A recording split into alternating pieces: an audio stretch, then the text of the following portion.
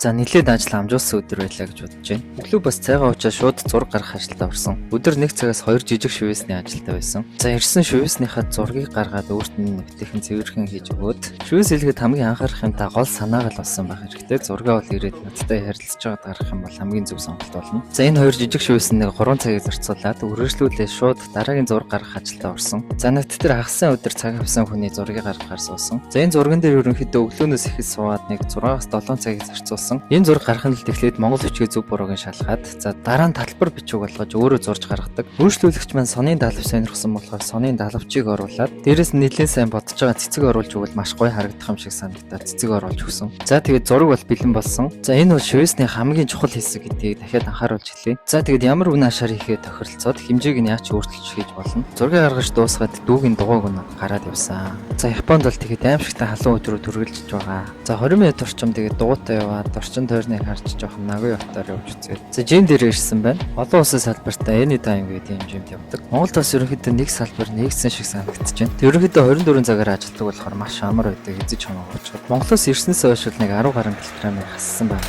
За тэгээ тогтмол бас явж чадахгүй их таслнаа. Жимнээсээ гараад нэг хоол олж ичээд за тэгээ харахаар явсан чинь нэг шууд таарсан байна. За тэгээд орой найз ирээд өчигдрийн дуусгаагүй шивээсээ өргөжлүүлээд хийхээр суусан. Энэ шивээсийг 2 орой дараал суугаад нийт нэг 10 гаруй цагийн ажил болж ерөнхийдөө дуусч байгаа. Зөвхөн зургийг гаргахад тэгээд маш их цаг хугацаа ордог. Тийм болохоор хүмүүс намайг нэг ажилгүй амтан гэж бодоод за цаг авсан бол шууд цуцалж болдог гэж боддог. Тийм болохоор манайхаа ер нь хаанч амьдардаг байсан. Хүнд бити дөвөдж байгаараа. Ханаас ч хамаагүй зорж ирээ шивээс хэлэгдэг бүх хүмүүстээ баярлалаа. За тэгээд дараагийн бичлэгээр уулзцгаая.